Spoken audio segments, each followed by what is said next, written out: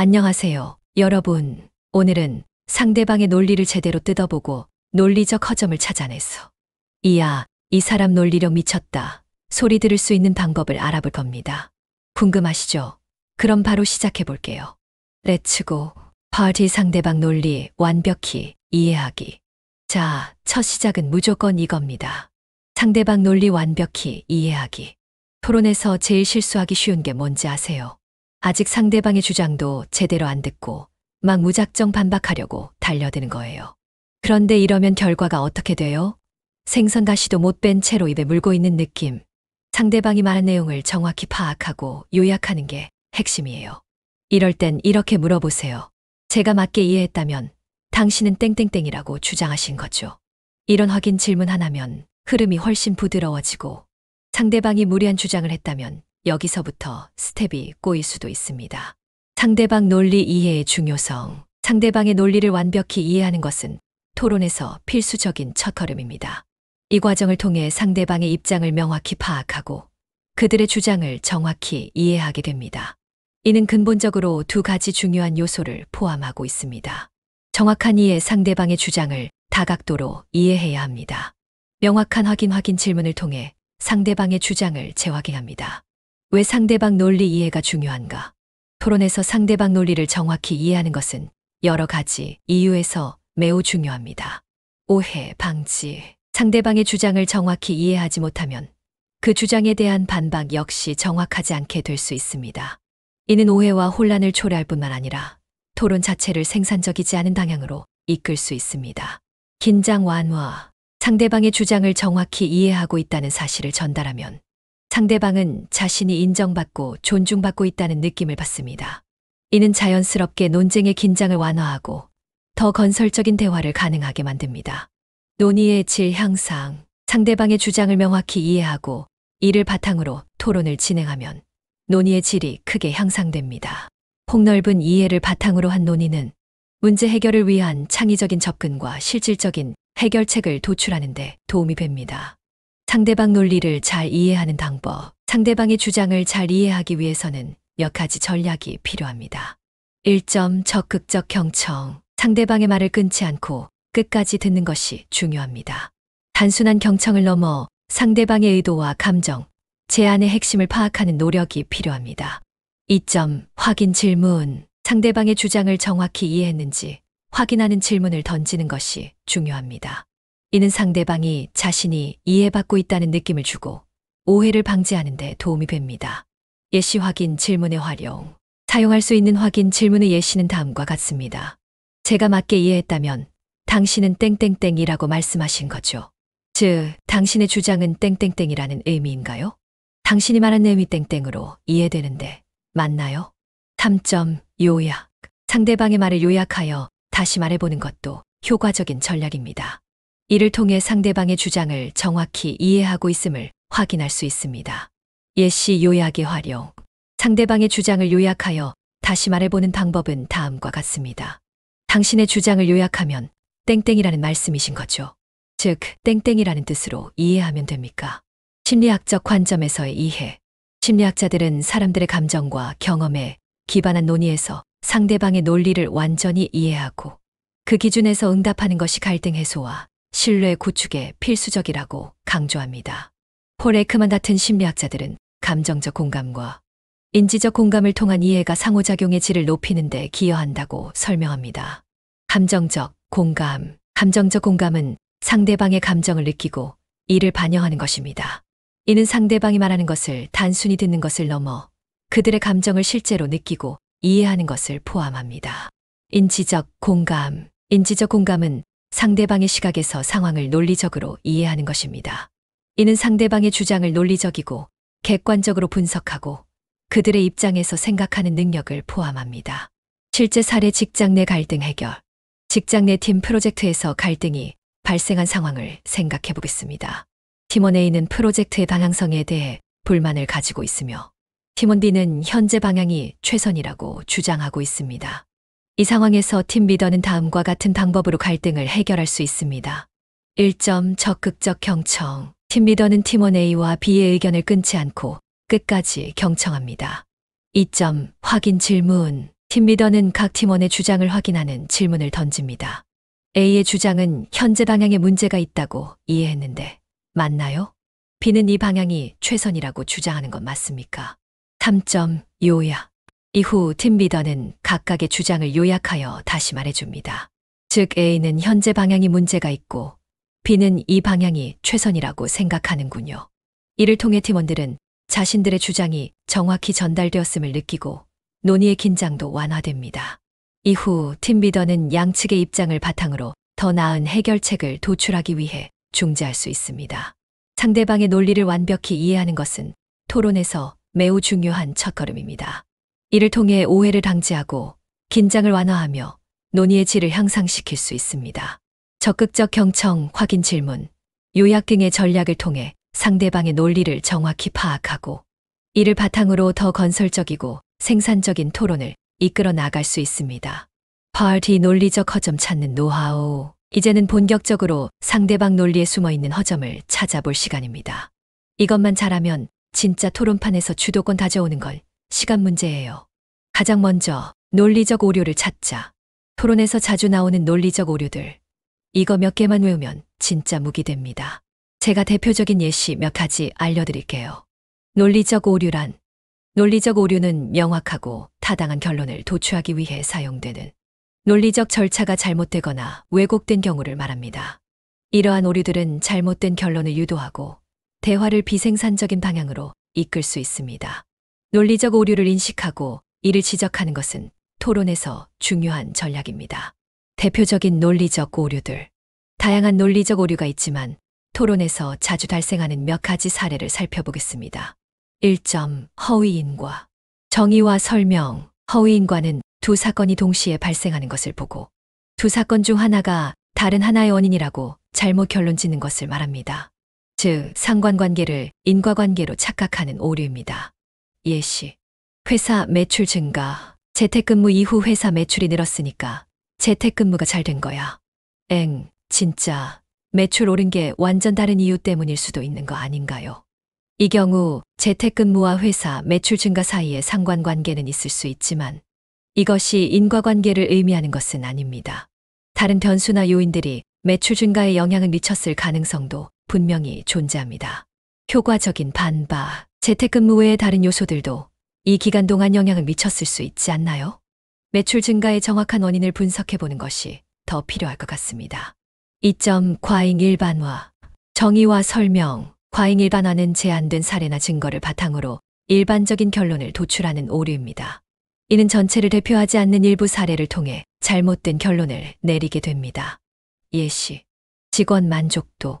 우리 회사 직원 몇 명이 만족했으니 재택근무가 무조건 좋은 거지.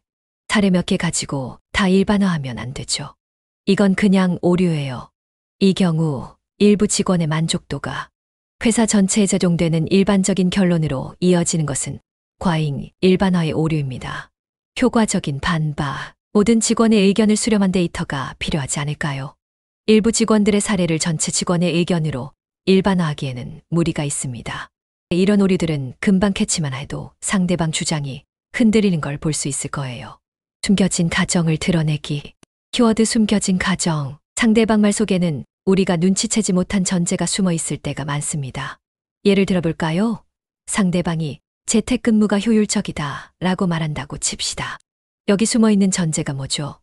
모든 직원이 자율적으로 일을 잘할 것이다 라는 가정이 깔린 거거든요. 정의와 설명. 숨겨진 가정이란 논리적인 주장의 기초에 깔려있는 쉽게 눈치채지 못하는 전제를 말합니다. 이 전제는 명시적으로 언급되지 않지만 주장 자체가 성립하기 위해서는 그 전제가 참여해야 합니다. 예시. 재택근무의 효율성. 재택근무가 효율적이다. 여기에 깔린 전제는 모든 직원이 자율적으로 일을 잘할 것이다 라는 것입니다. 효과적인 반박. 모든 직원이 정말 그렇게 자율적이라는 전제를 깔고 얘기하신 건가요? 모든 직원이 자율적으로 효율적으로 일할 수 있다는 가정이 확실한가요? 근데 말이죠. 이걸 질문으로 꼬리 잡아보세요. 모든 직원이 정말 그렇게 자율적이라는 전제를 깔고 얘기하신 건가요? 이러면 상대방도 당황할 수밖에 없죠. 추가적으로 논리적 오류 유형들. 3점. 논점 일탈. 정의와 설명. 논점 일탈은 논쟁 중에 중요한 쟁점을 회피하고 그와는 관련 없는 다른 주제로 논의를 옮겨가는 오류입니다.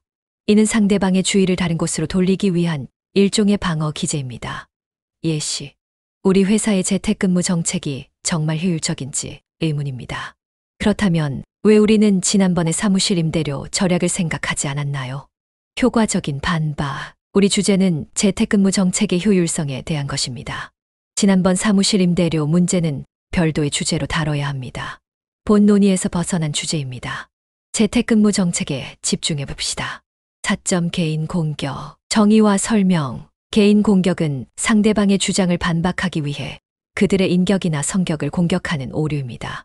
이는 논리적 근거 대신 개인적인 비난을 통해 주장을 약화시키려는 시도입니다. 예시. 그의 재택근무에 대한 의견은 믿을 수 없어요. 그는 항상 게으른 사람이었으니까요. 그 사람의 성격 문제를 논의하는 대신 제기한 주장의 타당성을 검토합시다.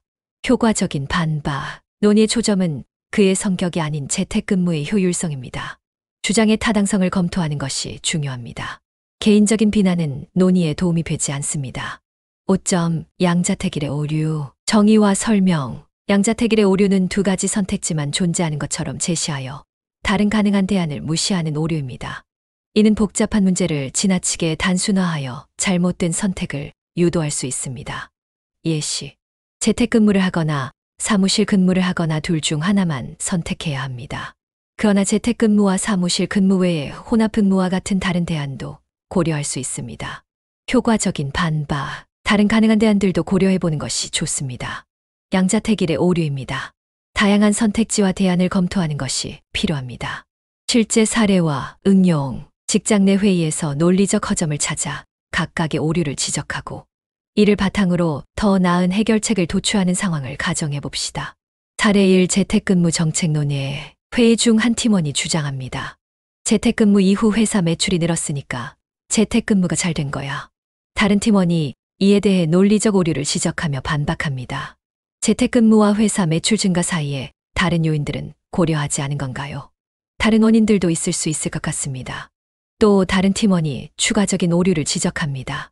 우리 회사 직원 몇 명이 만족했으니 재택근무가 무조건 좋은 거지. 일부 직원들의 만족도를 전체 직원의 의견으로 일반화하는 것은 과잉 일반화의 오류입니다. 사례 2 사무실 임대료 정책 논의에 또 다른 상황에서 팀 리더가 논점 일탈과 개인 공격 오류를 지적합니다. 우리 사무실 임대료 절약 방안을 논의합시다. 한 팀원이 응답합니다. 재택근무 정책 논의에서 벗어났네요. 타당한 임대료 절약 방안을 검토해봅시다. 논리적 허점을 찾는 것은 토론에서 매우 중요한 기술입니다. 이는 상대방의 주장을 더욱 명확히 이해하고 잘못된 논리를 지적함으로써 더 나은 논의를 이끌어냅니다. 허위인과 과잉 일반화, 논점 일탈, 개인 공격, 양자택일의 오류 등 다양한 논리적 오류를 인식하고 지적하는 것은 토론에서 주도권을 잡는 데 큰 도움이 됩니다. 숨겨진 가정을 드러내고 논리적 오류를 지적하는 연습을 통해 우리는 더 논리적이고 설득력 있는 주장을 펼칠 수 있습니다. 파트 3 반박은 이렇게 쿨하고 논리적으로, 반박은 냉철하고 논리적으로. 자, 허점을 찾았으면 이제 반박해야겠죠. 여기서 중요한 건 절대 감정적으로 나오지 않는 것. 여러분, 토론은 논리 싸움입니다. 감정이나 인격 비판이 들어가면 본인만 손해예요. 감정적인 반박의 위험성. 토론에서 감정적으로 반응하는 것은 논의를 비생산적이고 혼란스럽게 만들 수 있습니다. 감정적인 반응은 주로 다음과 같은 결과를 초래합니다. 논점 흐림. 감정적인 반응은 논의의 초점을 흐리게 하고 본래의 주제에서 벗어나게 만듭니다. 관계 악화. 개인 공격이나 감정적인 반응은 상대방과의 관계를 악화시킬 수 있습니다. 신뢰 상실. 감정적으로 반응하면 청중에게 신뢰감을 주기 어렵습니다. 따라서 반박할 때는 논리적이고 냉철하게 접근하는 것이 중요합니다. 반박 템플릿 4단계 CLAI 구조. 효과적인 반박은 명확한 구조와 논리적인 접근을 통해 이루어집니다. 여기서 소개할 반박 템플릿은 CLAI 구조입니다. 이 구조는 반박을 체계적이고 논리적으로 구성하는 데 도움이 됩니다. 1점 clarify. 상대 주장을 깔끔하게 요약. 첫 번째 단계는 상대방의 주장을 명확히 요약하는 것입니다. 이를 통해 상대방의 주장을 올바르게 이해했음을 확인하고 청중에게도 분명히 전달할 수 있습니다. 예시, 즉 당신은 재택근무가 효율을 올린다고 주장하신 거군요. 이 단계는 상대방의 주장을 정확하게 파악하고 이를 명확히 표현함으로써 논의의 기초를 다지는 역할을 합니다. 2점 로호 논리적 허점 지적. 두 번째 단계는 상대방 주장의 논리적 허점을 지적하는 것입니다. 앞서 발견한 논리적 오류나 숨겨진 가정을 바탕으로 상대방 주장의 약점을 부각해야 합니다. 하지만 이런 경우 예외가 나온 사례들이 많은데요. 이 단계에서 논리적 오류나 잘못된 가정을 지적하여 상대방의 주장을 약화시키는 것이 중요합니다. 3점 R에 대한 제시. 세 번째 단계는 논리적이고 현실적인 대안을 제시하는 것입니다. 이는 단순히 상대방의 주장을 반박하는 데 그치지 않고 더 나은 해결책을 제시함으로써 논의를 건설적인 방향으로 이끄는 역할을 합니다. 사실 하이브리드 근무 방식을 선택하는 게 더 현실적일 수도 있지 않을까요?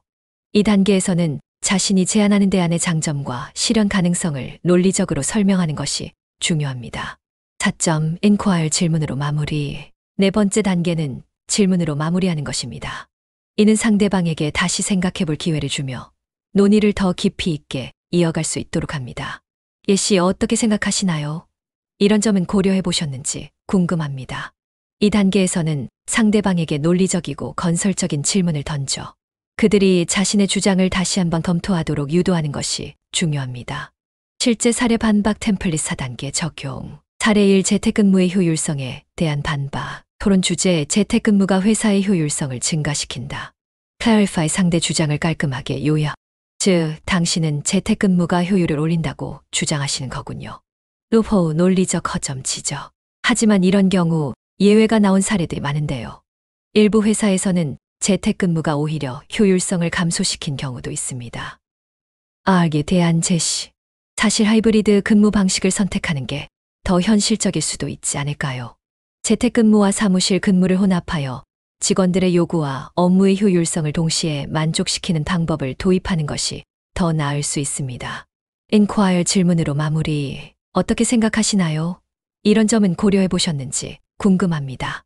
하이브리드 근무 방식에 대한 의견은 어떤가요? 사례의 교육 제도의 개선에 대한 반박. 토론 주제 온라인 교육이 전통적인 교육 방식을 대체할 수 있다. clarify 상대 주장을 깔끔하게 요약.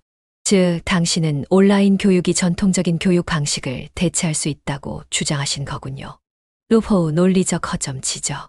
하지만 온라인 교육이 모든 학습자에게 동일한 효과를 줄 수 있는 것은 아닙니다. 일부 학생들은 직접적인 상호작용이 필요한데 이는 온라인 교육에서는 어렵습니다. R에 대한 제시. 사실 온라인 교육과 전통적인 교육을 결합한 혼합 학습 방식이 더 효과적일 수 있습니다. 이를 통해 각자의 학습 스타일에 맞춘 교육 환경을 제공할 수 있습니다. 인콰이어 질문으로 마무리. 어떻게 생각하시나요? 혼합 학습 방식에 대한 고려는 해보셨는지 궁금합니다. 반박을 더 효과적으로 만드는 추가적인 방법들. 1점 증거 자료 활용. 반박을 더 강력하게 만들기 위해서는 객관적인 증거 자료를 활용하는 것이 중요합니다. 연구 결과, 통계 데이터, 전문가의 의견 등을 제시하여 자신의 반박을 뒷받침할 수 있습니다. 한 연구에 따르면 재택근무와 사무실, 근무를 혼합한 하이브리드 근무 방식이 직원 만족도와 업무 효율성을 동시에 높이는 것으로 나타났습니다. 2점 상대방의 관점 존중. 반박을 할 때에도 상대방의 관점을 존중하는 태도를 유지하는 것이 중요합니다. 이는 논의의 긴장을 완화하고 건설적인 대화를 이끄는 데 도움이 됩니다. 당신의 관점을 이해하며 재택근무의 장점에 대해서는 동의합니다. 하지만 이를 모든 직원에게 동일하게 적용하기에는 몇 가지 문제가 있을 수 있습니다. 3점 논리적 일관성 유지. 반박을 할 때에는 자신의 주장과 논리적 일관성을 유지하는 것이 중요합니다. 이를 통해 청중에게 신뢰감을 주고 반박의 설득력을 높일 수 있습니다. 일부 직원들에게 재택근무가 효율적일 수 있다는 점은 인정합니다.